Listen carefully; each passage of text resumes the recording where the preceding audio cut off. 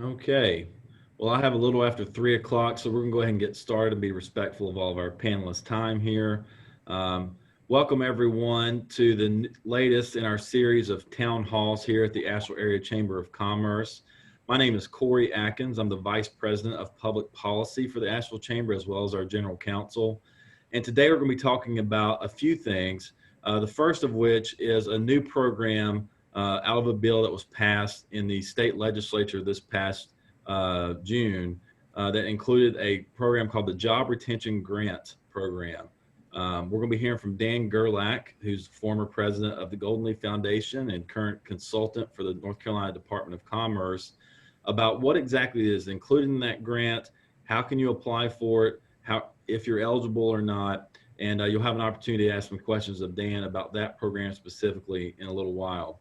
In addition, we're also have the pleasure of being joined on this virtual stage here today by Sharon Harvey, who is the SBA Senior Area Manager for Western North Carolina.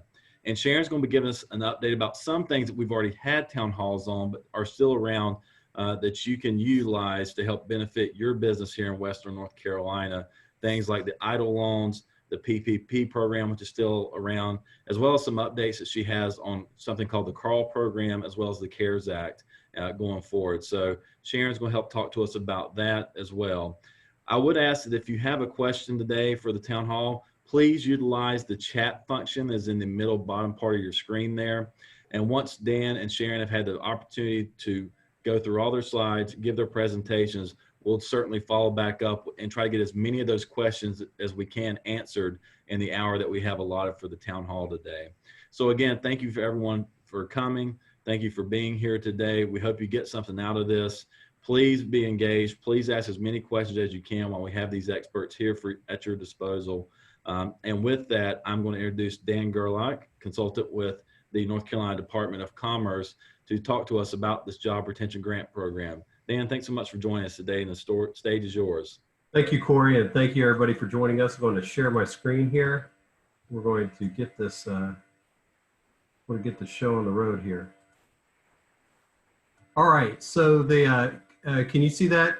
Corey, can you see that? Okay, good. So I'm Dan Gerlock. I used to have other roles. I'm not back in the state government, don't worry, but I'm helping with the Job Retention Grant Program here to talk about that today. It's a very quick moving program, so we wanted to let everybody know who might be eligible about it.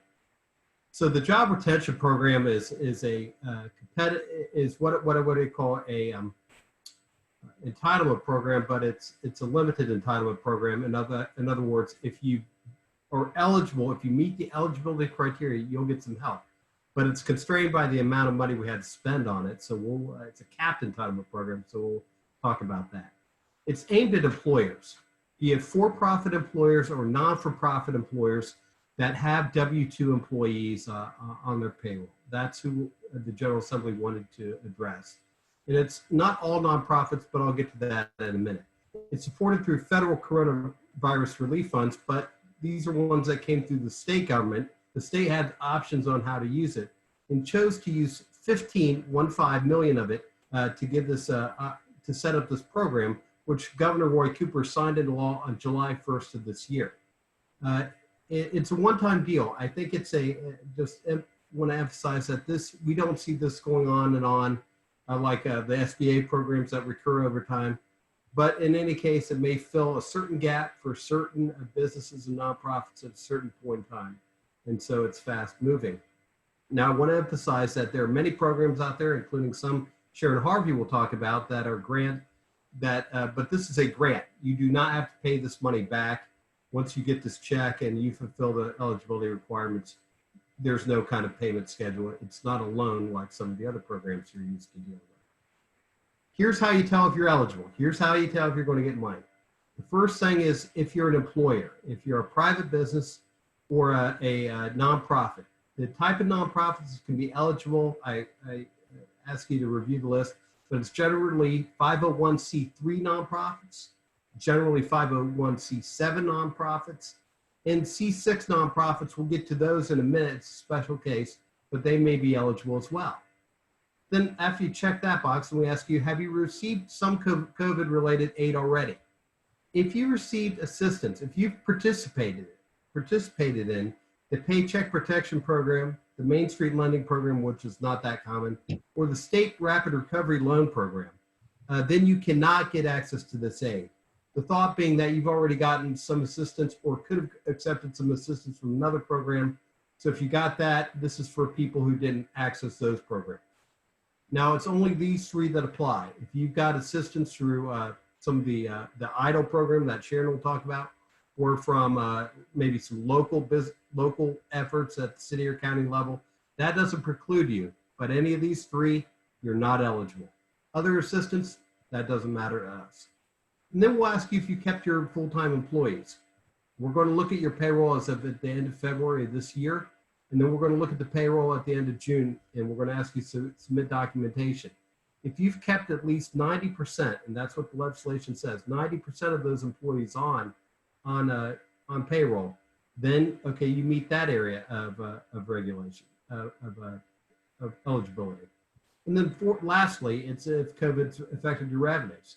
So if you look at the really tough time when we were all really shut down, of March to May of 2020, you look at how much sales you brought in if you're a business, or receipts if you're a nonprofit, and you could compare it to last year, March to May of 2019, and the answer is you're at least 10% down year after year from those 3 months to the corresponding 3 months, then you're eligible. If you meet all four of these requirements, you'll be eligible to get some money from the program. Well, small exceptions, but generally so. Okay, so how much can I get? That's a big question. So the answer here is it's very similar to the formula that's used for the Paycheck Protection Program, but it's basically 2 months of your payroll plus 25% on top of it. So if you take 2 months of your 2019 average North Carolina, no, this is North Carolina only payroll, your North Carolina payroll, and you multiply that by 1.25, that's how much the maximum is that you can get. We'll do all the calculation for you, but you have to give us the information. So what counts as payroll? Wages, salaries, and bonuses and commissions of up to $100,000 per employee. Your employer contributions to health insurance, your employer contributions for retirement plans, and employer taxes paid for unemployment insurance. If you don't have unemployment insurance, we'll pay that. Don't worry about that. We'll figure out some other way to verify you. Or $250,000. So if you run through this formula and you're a big giant company and you're running $1 million of payroll a month, and so you can do this calculation, you're still capped at $250,000, or the 125% of 2 months of 2019 payroll, whatever is less. So this assumes that you're in business in 2019, because we're looking, one, at your sales from part of 2019, and two, at your payroll from 2019. Okay, so remember, the governor signed this entirely new program into July, so we had to start from scratch. And so I'm working with my colleagues from the Department of Commerce, and guess what? We had the application up. It's only been up since last Thursday. The application, ncommerce.com/ whatever that is, JRG. So if you get that and go to that right now, and in case you went to ncommerce.com, you see a big header there that says you can go to that program. You'll find some information out about it, some frequently asked questions, and you'll have a link to the application itself. And the reason why we had a hustle is because the legislature says that in order to qualify, you have to have that application in by 11:59 p.m. on September 1st, no exceptions. It's a statutory deadline, and I'll explain why that's really important in a few minutes, but I just wanted to give you a heads up on that. So if you think, okay, well, how much of this? Of course, there's no such thing as free money from the government, and there's not. We're going to want some information from you. So what kind of things will you need to apply? Well, you'll need your Secretary of State ID if you have one for North Carolina, and you can look it up. If you forget what it is, we'll give you a link to that search.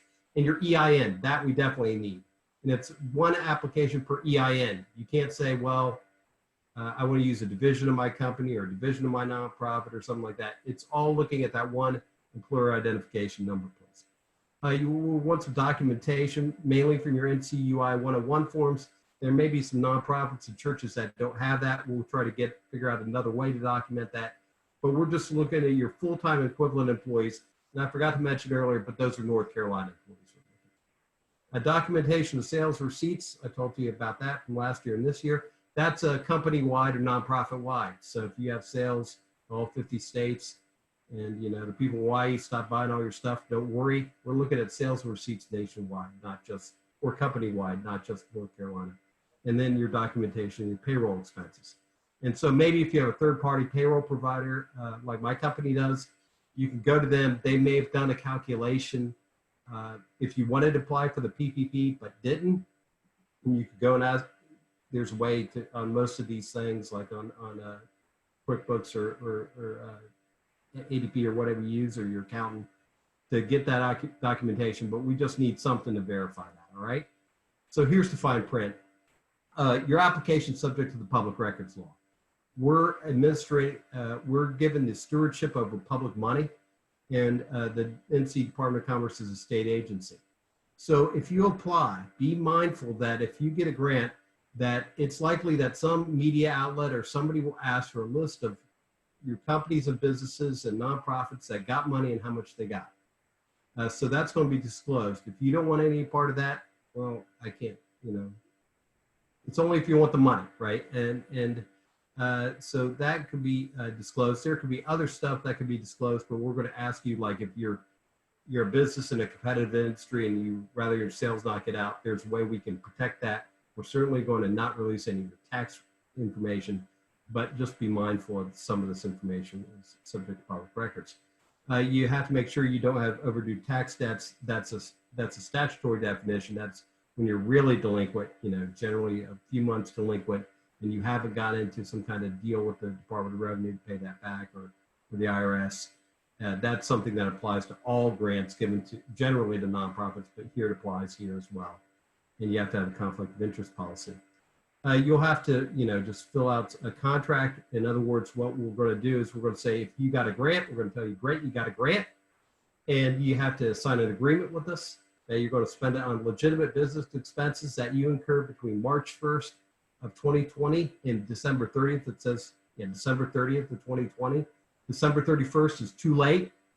So you had to spend it on those expenses, and that's generally not going to be a problem for you to do. The job retention grant is it's taxable income. I've got that question a couple times if you're a for-profit entity. So the timeline, I kind of outlined it here. We've talked about that hard deadline of September 1st, that applications are already in. And once we get on September 1st, we close the door. We're going to go and validate all this stuff. Might follow up some questions, might not. But we're generally going to get a sense, and you should get a sense fairly quickly if we think you're eligible or not. And we believe that by early October, we're going to have a grant approval and the grant awards and contracts signed in October. We want all this money to be spent by December, and we may require some reporting from you on that because the federal government requires it, this funding source that's from which the $15 million comes.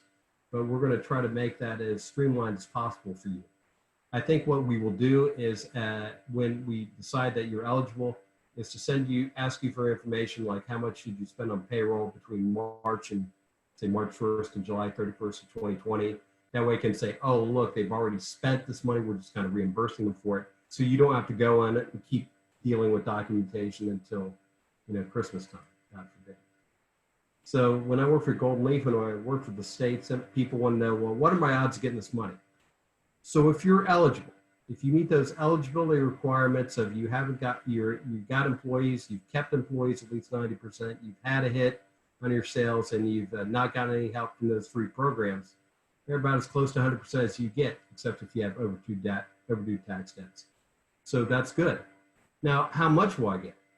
Well, it depends because we're a capped entitlement. We have $15 million. And so that's why September 1st is important, because we had to figure out how much in applications we have in. So if you get, if it comes out that the maximum grant everybody can get who applied is 13 million, happy day. We give everybody what they want because we have 15 million. If it turns out that it's 30 million in applications, then to live within the 15 million, we're going to have to cut everybody's, under the law, the way we handle that is we cut everybody's grant in half until you get half of what you asked for. And so people say, oh, again, with that, should we apply? Is it going to be worth it? What if you get hundreds of millions of dollars and I only get 35 cents? Well, here's my answer to you is, one is that the PPP probably constrained a lot of probably has already taken up a lot of people and entities that could apply already, would be more likely to apply for these types of programs. And two is, if you don't ask, you don't get. C6 nonprofits, and I'll end here, and thanks for being so patient. So 501c6 nonprofits are generally not eligible for the PPP. They may have been eligible for some other assistance, but they were not eligible for that. And they're significant employers. So they said, look, General Assembly, you got to help us out. We should be included. And so they said, you're right, you should be included. But when the General Assembly wrote the law, they referred to a different section of nonprofit law, of category nonprofits than the C6s. They referred to what is a six, under subparagraph 6 of the nonprofit law here, but that's not the same thing as the federal definition. So some nonprofits like country clubs or some kind of recreational and pleasure nonprofits got in that I don't know if they intended to, but now they're eligible. Congratulations. But they want to fix that. The problem is they don't come back into town, the General Assembly, until September 2nd. Deadline is September 1st. So C6 is what we're going to do is we're going to accept the applications from you. And the General Assembly says they're going to come in, and the leaders, the senators who sponsored the bill said they're going to fix this. We know it was a complete technical mistake. And so we're going to take your applications, and then you're going to get some language that says you're not eligible yet. We think you're going to be. So just get your application in. But if they change the law, then we'll give you some money. If they don't change the law, I'm sorry. But I gave you your chance from the General Assembly. So I imagine there'll be some lobbying of the General Assembly to do that. So a couple quick points.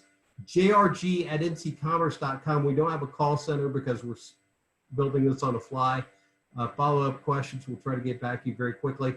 And if you actually want to go through it, if this excellent presentation, breathtaking in its simplicity and accuracy is not enough for you, or you just can't figure what in the hell is Dan talking about, Thursday, August 13th and Monday, August 17th, if you go to that, thecommerce.com /JRG website, you can register for the 13th or 17th to get on there, and we'll be really nerdy on that. We'll go through the application itself. No time to do that now, nor would it be worthwhile. But I think you got the basic information on that.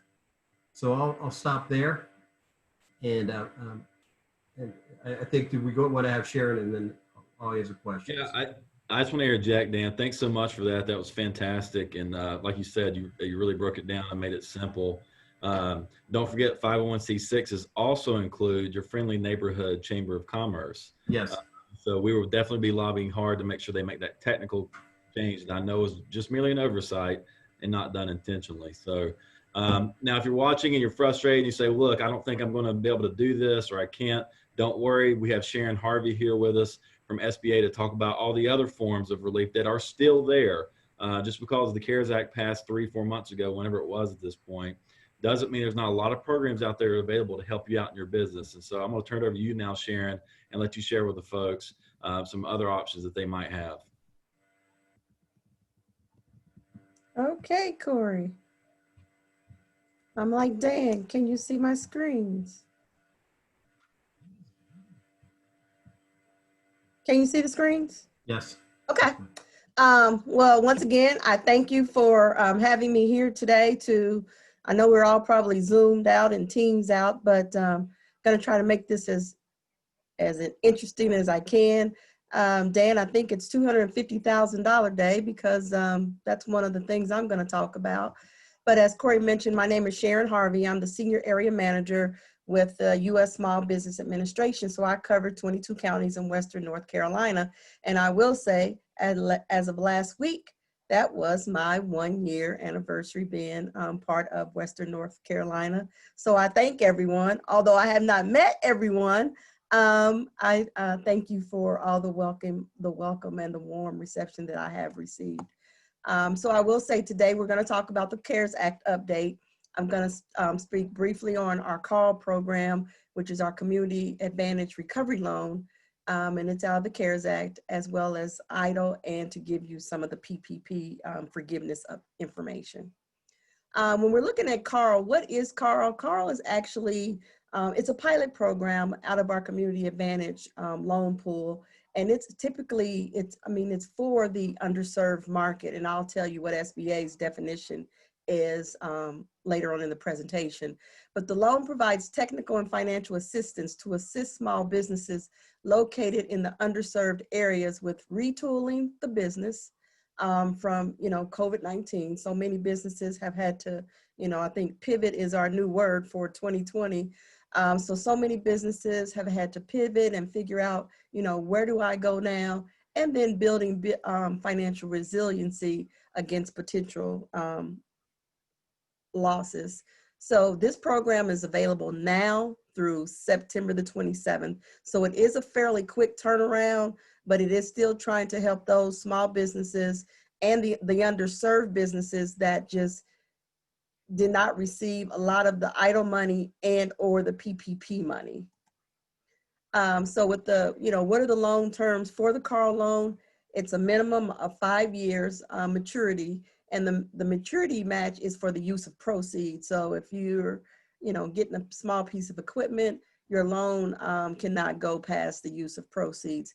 But it is not a short-term loan fix. It's not, hey, I need $5,000, $10,000 real quick.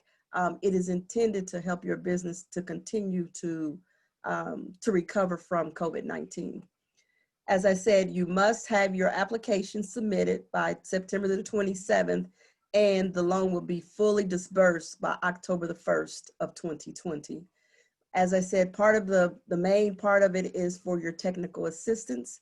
The SBA will pay for a minimum of 15 hours provided by the lender, but you can exceed 15 hours if you need it. But to be compliant for the loan, you have to have at least a minimum of 15 hours that will be provided by the lender. The fees, SBA will pay the fees, to your lender. So these fees will not be passed on to the borrower as typical SBA guarantee loans are. So the SBA will be assuming the fees. And then as part of the CARES Act, there's still subsidy relief in the Carl's program. So your principal and interest payments will be paid by the SBA for the first 6 months of Carl under Section 1112 of the CARES Act. So, you can receive the money, you can use the money, and then you don't have to worry about the first 6 months of payment because the SBA is going to assume those payments.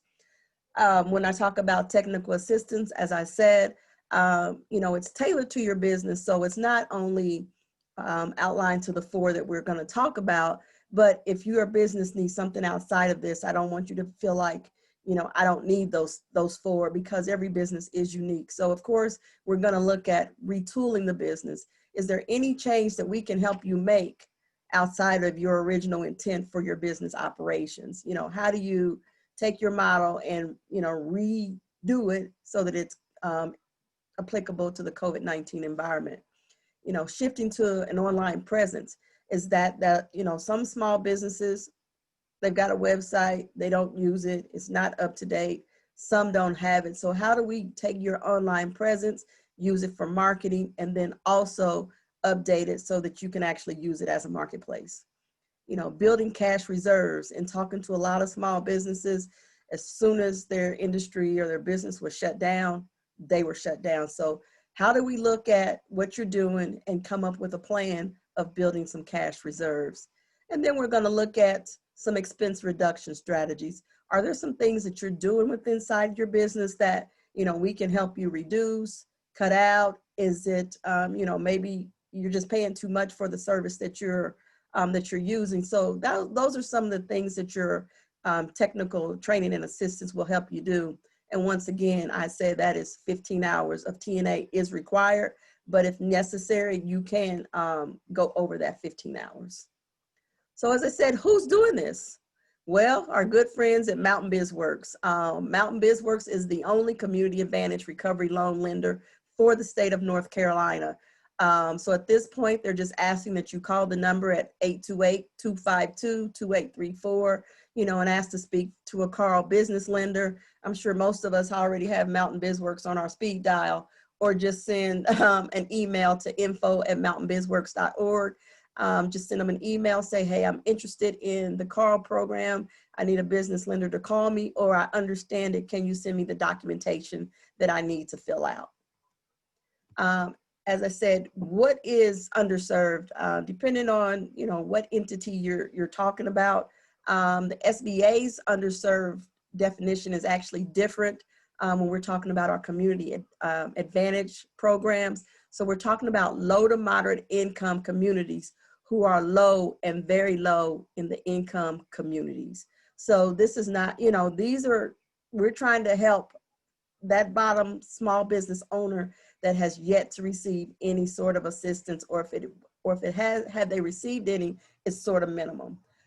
These businesses are more likely to have 50% of their full workforce is a low income, or they reside in the low to moderate income census tract. They are possibly in an empowerment zone or enterprise communities.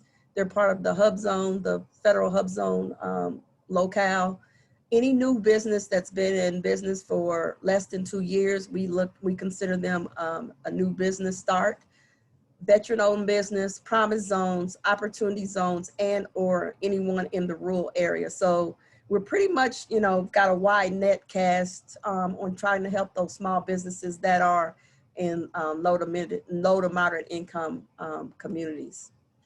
So that is basically the Carl loan. As I said, the Carl is going to be administered by Mountain BizWorks. You have from now until September the 27th to get your application in. The funds have to be dispersed by October the 1st. So like I say, it is a quick turnaround. You know, the small businesses that are on the line should not have a problem getting these documents, because pretty much these are the same documents that you've used for everyone else.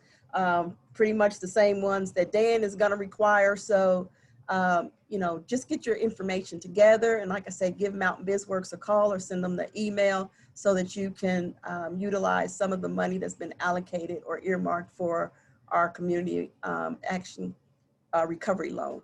So now I'm just going to give a few updates on the EIDL loan, or which some of you know as the Economic Injury Disaster Loan. This loan program is still available. So how much can you borrow? You can actually borrow up until $2 million. This one is for profit, nonprofit, and for-profit businesses. The interest rate on the small businesses for-profit are 3.75% interest rate, and the nonprofit is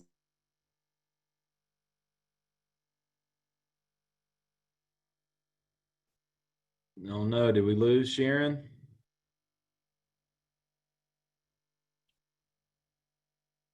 It's not just me, is it? It's not just you. I don't think I lost you.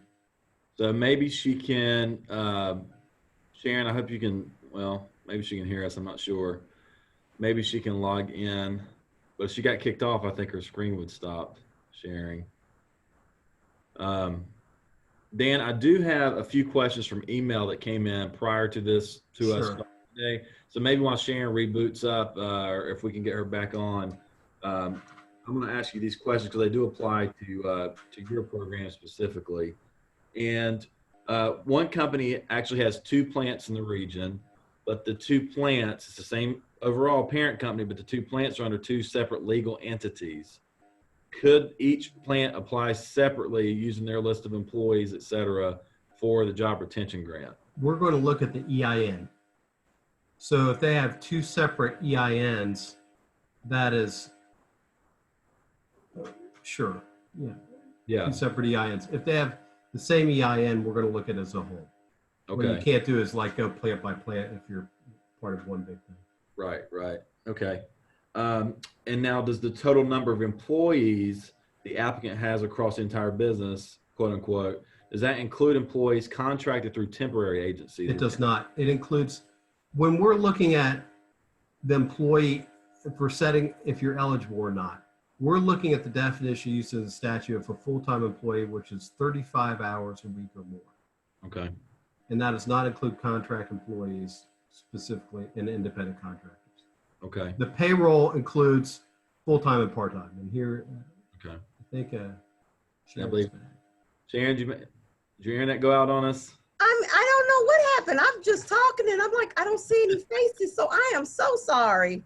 That's okay. That's okay. We can, if you want to start back where you left off, that's fine. We just answered one quick question that Dan had gotten from an email. Okay.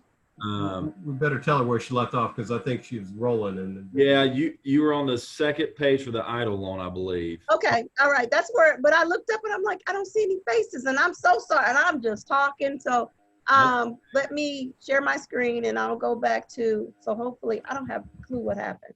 Thanks for coming back. We appreciate it. Not a problem. Thank you, Corey.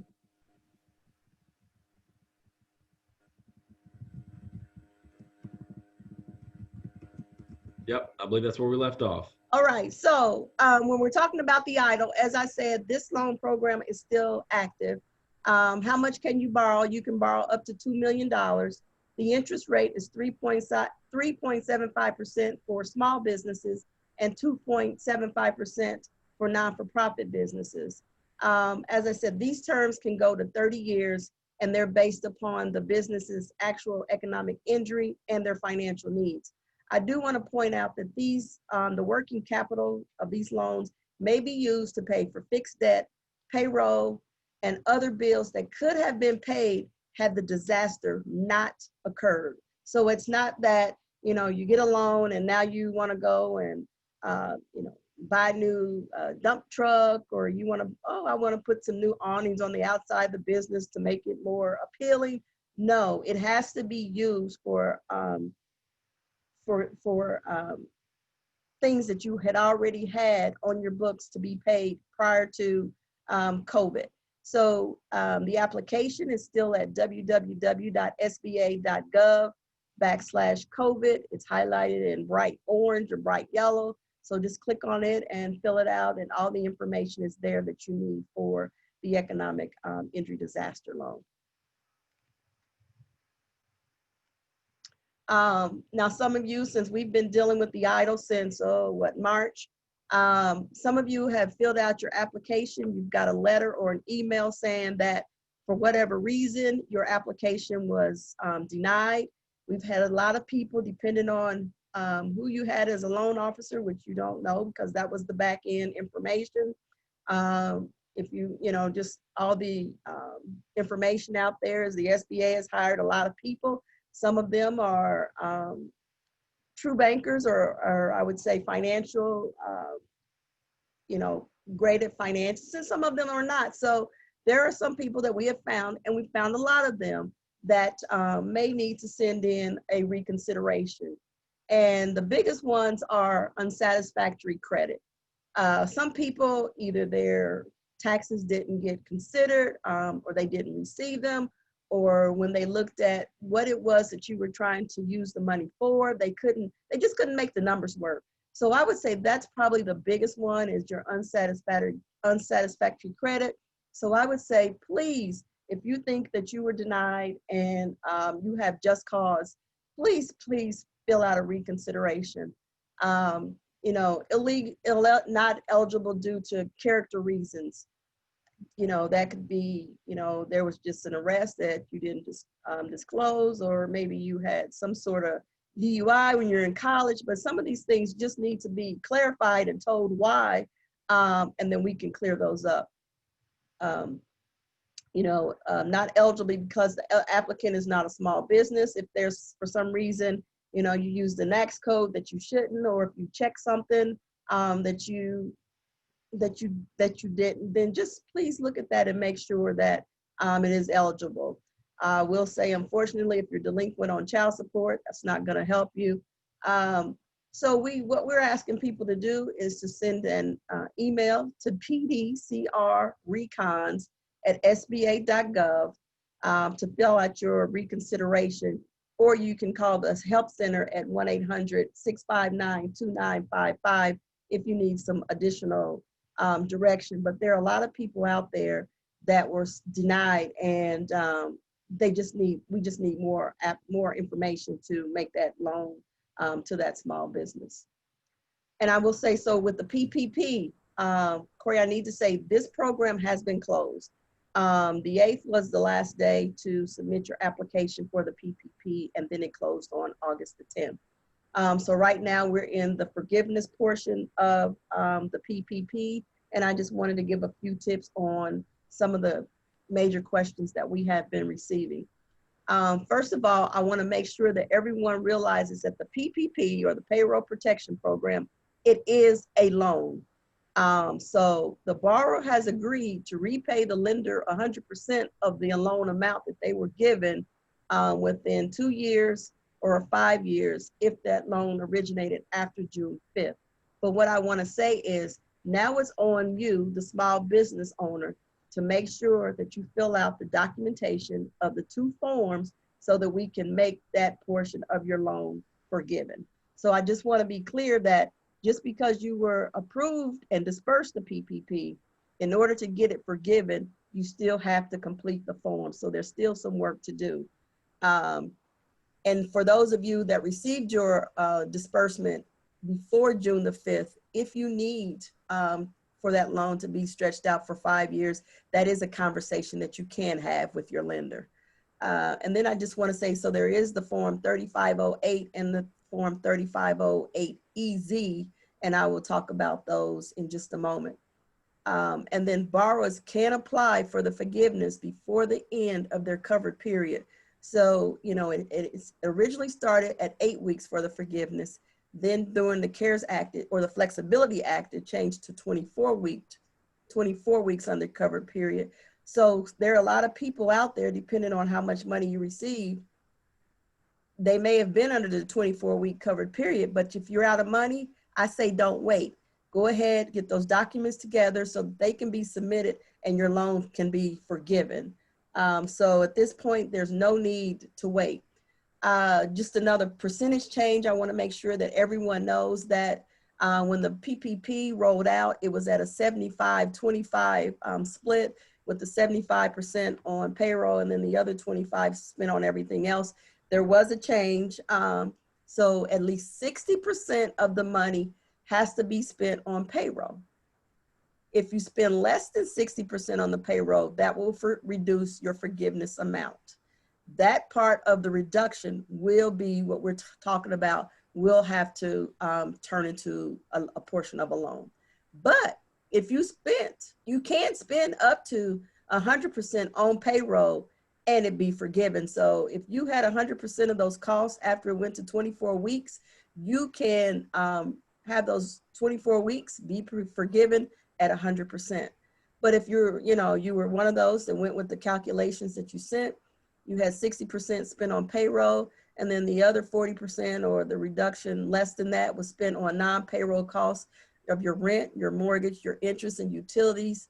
And your utilities are your electricity, your gas, your water. When we talk about transportation, we're talking about your gas and or your payment, not if you had to have any repairs done on anything that you use for transportation, and then your telephone and internet.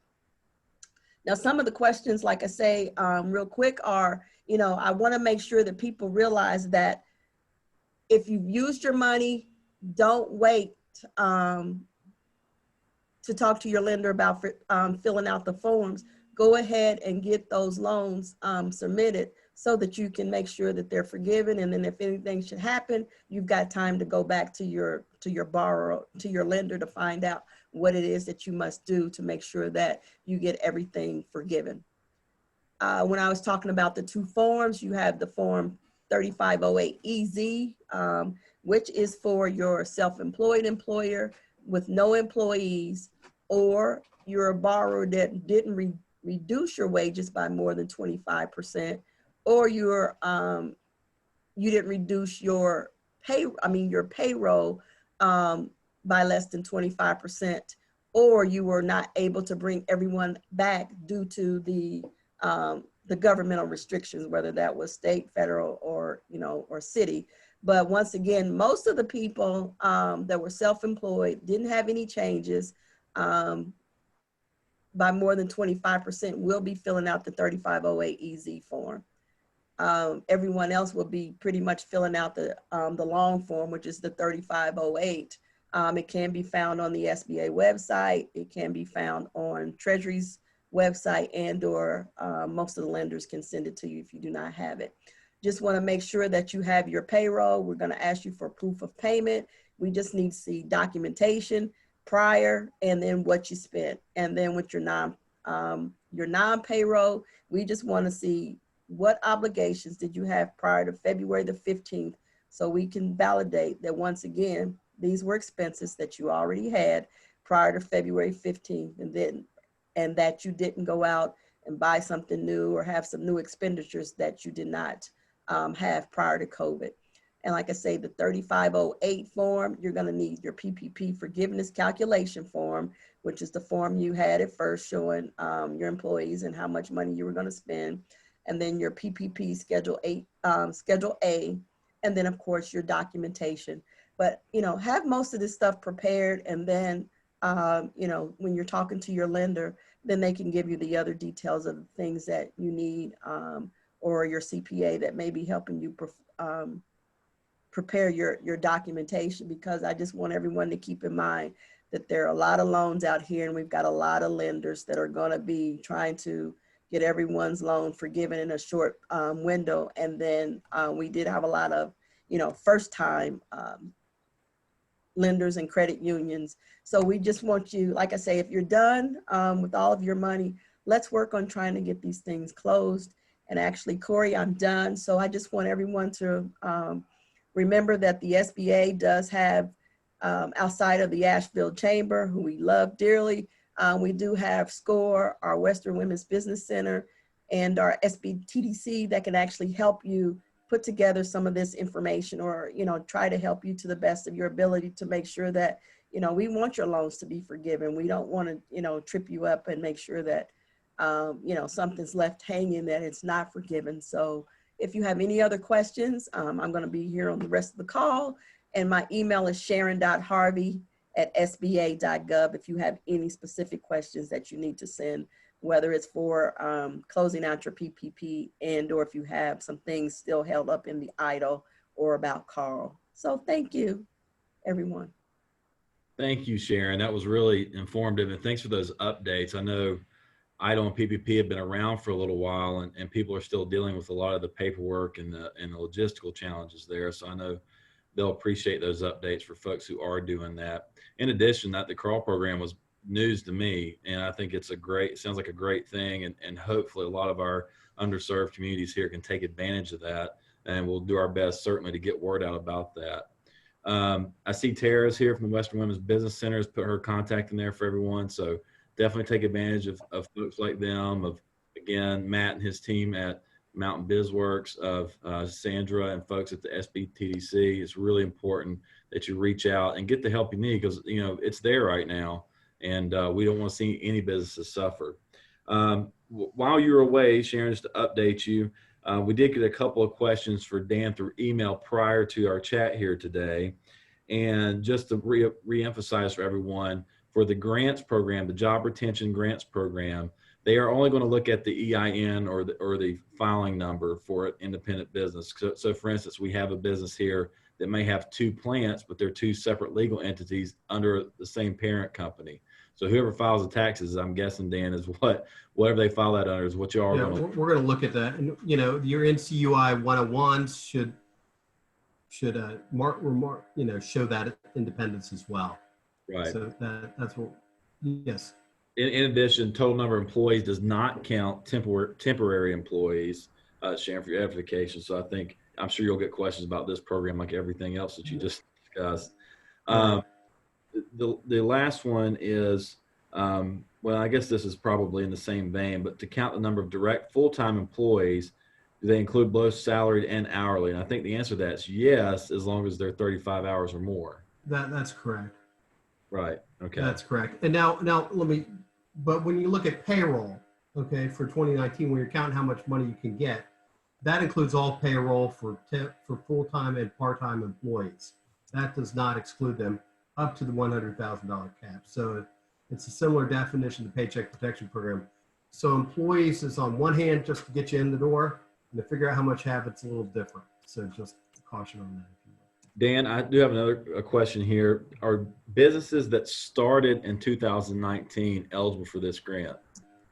if you could show us that you had sales or receipts between March to May of 2019, that's what we're going to look back to. So back to March and May of last year. Correct. Okay. If you're eligible, so we have one in the Q&A that I will try to get answered here. Are you still eligible? And I assume this means for the job retention grant program. Right. If you have a few percent less than the required 90% of employees on payroll because they quit or didn't come back due to the healthy unemployment benefits that came from the federal government. Yes, as pondering on how to, I saw that in the Q&A, I was trying to figure out how to respond to it. I think, the thing is where people left or let go or something, what happens when you still have that position ready to hire. What I would ask that person to do is email us at jrg@ncommerce.com, because I have thoughts on it, but I want to make sure we get you, I'm not a lawyer. This is not legal advice. This is not business advice. It's purely informational. Don't sue me. But I would say that get that question before us, because we're trying to struggle with that now. And we're going to try to figure out how to document that as well. I think there was another question about seasonal businesses. Right. How do you do that? Generally, we thought it would be beneficial to many seasonal businesses to use February as a look back and then compare it to June, when it's generally higher in many seasonal businesses. But if that doesn't work for you, then we would certainly take that under advisement. And again, I'd email it and let us know that so we can deal with it. We've had some questions about, there have been some entities that haven't had they might be a sole proprietorship with W-2 employees. And the sole proprietor with no W-2 employees isn't eligible. That sole proprietor may not have a social Secretary of State number. So how do you deal with that? So if there's a special circumstance, just email us and we're going to try to do it as plain as we can. I mean, we're dealing with the state, so we prefer to have you're in or you're out, but we understand things are complicated. So to be clear, because I got this question a lot and early on in the original programs that rolled out, and then when this bill first got entered and we were lobbying to get it through, it was part of another bill that was in the Senate actually, and we were hoping to get it through for the grant purposes and also to get 501c6s included. But sole proprietorships are not eligible for this. Is that correct? Did I misunderstand? Yes and no. So okay. If you're if like I'm running my Uber business and I don't, if generally no, unless you have W-2 employees. If you're a sole proprietorship and you have W-2 employees, then you're eligible. Okay. If not, then I'm afraid you're not eligible. So we're trying to solve the problem for, this doesn't solve all the problem for all the businesses, but it can help as well. It might help. Yeah. So. Let's see, Sharon, I know we shared that PPP is out. Someone had asked if they're running out of their funds, can they then apply for a second PPP loan? I'm guessing now it's closed. The answer to that's no, but were they to get replenished, as being discussed right now in negotiations in Congress, would they be able to apply for a second loan? Well, at this point in time, I'm not really sure.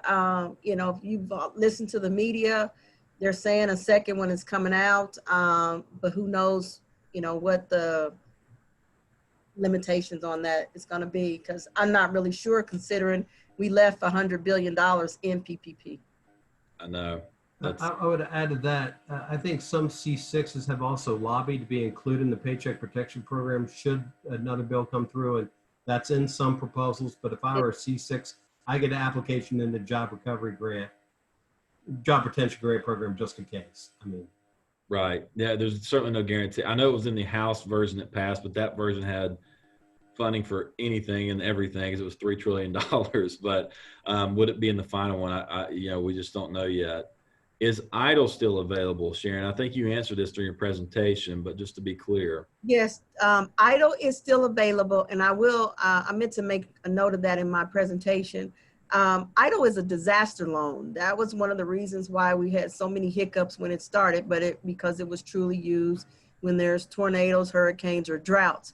So because now we do have some disaster loans out there underneath the EIDL declarations, please make sure that you're clicking on the COVID and not, I think North Carolina does have one. I can't remember if it's tornado related or if it's some other water related, but Please make sure that you're clicking on the COVID when you click on which declaration you're doing. But yes, EIDL still has money. And you know, people are still asking about EIDL loans are still getting approved every day. And as I said, some of them are having some hiccups. Some people, you know, typed too fast and had some typos, and some people got a little anxious after they didn't get any money, so they filled out another application, which is causing a lot of reasons why people are denied. So if anyone has those types of issues, please let me know so that we can get those to the Office of Disaster Assistance and get those fixed so that your money can be dispersed. Right. If I can, just the U.S. Congress and the North Carolina General Assembly really respond quickly to what they saw the needs of for the community. And they enacted legislation at the federal and state level. And what Sharon and people like Sharon and her boss, Thomas Stith, who I know is on here, is a great friend of mine, a great leader on this, and Dan in the Department of Commerce, we're carrying out that policy. What we can do is we can hear and you say, oh, well, it'd be helpful to have this. You know, there's not anything here, it seems, for people with no employees. Is there a way to get that? We can bring those public policy concerns back. But what Sharon and I do is we're executing a policy that was set up by the General Assembly and by the United States Congress. So we'll take that back and here's something we hear in the field because they'll ask us about that. But I just wanted to put that out there. Yeah, we'll look forward to that presentation in December when they're asking you where all the money went and, you know, that kind of thing. 'Cause we know that's coming. The Committee on Commerce and Insurance. I'm sure you'll be there getting grilled for too long. You know, there may be some clarification on this question, Dan. I don't know if you see it there, but at the state level, is there anything available for businesses that don't have employees? I'm guessing that means of sole proprietorship, and the person only has lost revenues and not able to pay any fixed costs. So in other words, my guess is what they're trying to get at is there's no receipts there to show like, hey, I'm paying rent and stuff. I just lost all our revenue and now we're sitting here suffering, or maybe out of business even. I don't know. Right, and that's the type of thing that I think we go back to the General Assembly and tell them about, right? And say, look, they're going to say, well, what did you hear? What challenges or what kind of gaps are there? And I think, as you know, Corey, but maybe not others who follow the General Assembly day to day like you do, that the job retention grant is part of a kind of an adaptation of some earlier legislation that was really trying to accomplish something bigger and different. Right. And so this is how it came out. So we'll take that back. But no, I can't give, at the state level, I'm not aware of anything, but if I do, I'll be happy to get back to this conference. Yeah, same here. There's nothing that's coming to mind right now. This is really the best thing that we've seen, this job retention grant program in the form of things that the state is doing to help try to fill the holes where maybe PPP, EIDL, Main Street lending, things like that aren't able to hit just exactly. So there's a lot going on there, and I really appreciate the insight. I don't see any more immediate questions. But would both of you be willing one last time just to give out your email and your phone numbers so that if folks do have a follow-up, hey, we close out 2 minutes later, gosh dang, I should have thought to ask them this. And then maybe they can follow up with one of you if it's a specific question about one of the programs you talked about here today. I'd really appreciate you doing that. In addition, everyone, we're going to record this. I put that in the chat earlier, but we have recorded this entire session. So you'll be able to see both Dan and Sharon's entire presentation at any point in time. We'll have the video live pretty shortly, I would think, on our website at www.ashevillechamber.org/coronavirus. And we have all of our resources on there. Definitely encourage you to go there, but also check out the SBA page, go to your SBTDC page, Mountain BizWorks, and there's so many resources out there. Land and Sky Regional Council, Southwestern Commission. So take advantage of what's out there for you. I really hope you found this as enlightening and informative and valuable as I think it's been for our businesses here in Western North Carolina. Again, a heartfelt thanks and welcome and gratitude to you, Dan, and to you, Sharon, for taking your time today. I know y'all are swamped right now, super busy with everything that's going on. We really appreciate you taking the time to sit down and talk to our Western North Carolina business community and really small business community in this up here in the mountains that we have that is going to be relying on a lot of these programs that we talked about and really need that help. Don't have that corporate umbrella that help them out. And you know, these are the things that are going to keep their businesses afloat and what make this community so unique. So with that, I'll allow each of you to give it a closing statement if you want to, and appreciate your time. Thanks very much. I put my email in the chat box, but I prefer not to use phone because here's why, is we want to make sure we answer your question correctly. And so if you email it to us, especially at jrg@ncommerce.com, and all of us who administer the program can get you the same answer rather than, you know, we have to change the answer 10 times and frustrate the heck out of everybody. So I prefer to do that, but my email's in the chat. Thank you very much for having me. Thanks, Dan. Sharon, any last thoughts? I just want to say, you know, once again, thank you to everyone. After this call is over, stand up, stretch, you know, get your body back together since we're Zooming. But once again, my email is sharon.harvey@sba.gov. Send me an email on, you know, if any of the loan program questions you have, whether that's our new Carl, whether that's PPP, whether that's EIDL, or if you know, decided, hey, I'm going to start a new business and I need something else. So we can help you there as well. Please don't forget that we have our resource partners again, that is SCORE. So we've got Asheville and we've got our Western North Carolina SCORE chapters. We've got our Western Women's Business Center. Keep them in mind, and they help men as well. So don't feel like I'm a man and I'm going to get shortchanged. But anyway, they help men and women. And then also we do have our small business and technology development center. See, I'm from Indiana and we don't have that T, so it always trips me up. But we have the SBTDC, and you can reach them at www.sbtdc.org. But once again, I'm here to help. So if you have, you know, keep the email if you need it today, tomorrow, or next year. I'm here to help you. So once again, it's sharon.harvey@sba.gov. And thanks again, Corey and the Asheville Chamber. Yeah, thank you, Sharon, and everyone. Thanks, Dan. I've been Corey Atkins with the Asheville Area Chamber of Commerce. Thank you for watching, and thank you for your attentive questions today. We really appreciate it. Be safe, stay healthy out there. Till next time. Bye-bye.